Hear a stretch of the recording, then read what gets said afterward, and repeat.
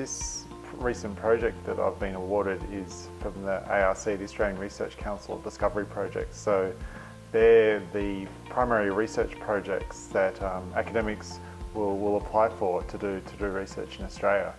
And this project is a collaboration with me, some scientists at CSIRO in Darwin, Dr. Alan Anderson, also from Copenhagen, Nate Sanders, and from North Carolina University, Rob Dunn. And we're working on, it's called the Future Keepers, and it's assessing how ants respond to climate change, but also changes in their resources. The resources being the food that they're available to access. So for example, we're going to be putting along environmental gradients. We've got 5 environmental gradients around Australia. So 2 in New South Wales, one will be from the coast, from Coffs Harbour out to the Warrumbungles. One will be towards Sydney, another one's in South Australia, one's in Western Australia, and one's in the Northern Territory. And they're basically running along environmental gradients, and we're going to be seeing what different ant species are found along those gradients, or very close to those gradients, and also assessing what type of food resources they will actually feed on. So I'll put out little baits of, say, sugar, salts, water, and also amino acids, where they're sort of a really fantastic food resource full of all the nutrients they need, and see what type of resources that the different ant species will be attracted to.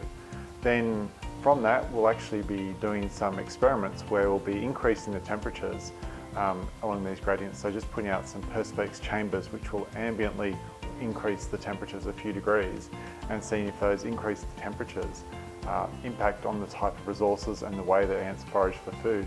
Because again, with an changing climate, we know very little what's going to happen in the inland areas relative to the coastal areas. So if we pump the temperatures up really high in the inland zones, what will that affect? Will they effectively be dead zones, or will ants be able to adapt to those environments?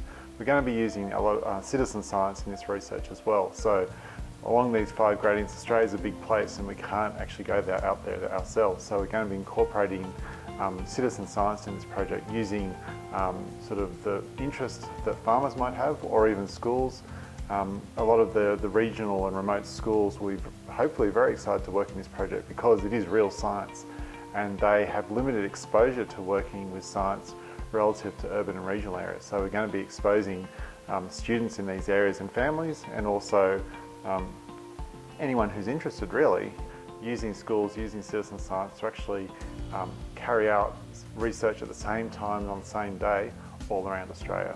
And a final part of this project is also doing transplant experiments, where we'll actually be moving ant queens to different parts of their range. So for example, moving them from the coast up into upper areas like high altitude areas, or moving them, say, from Armidale out towards the Warrumbungles. They'll keep within their current distributions, but we'll be identifying how they adapt to these new climates, if they can adapt, and if they change their foraging behaviour or their interactions with the other species that they come across.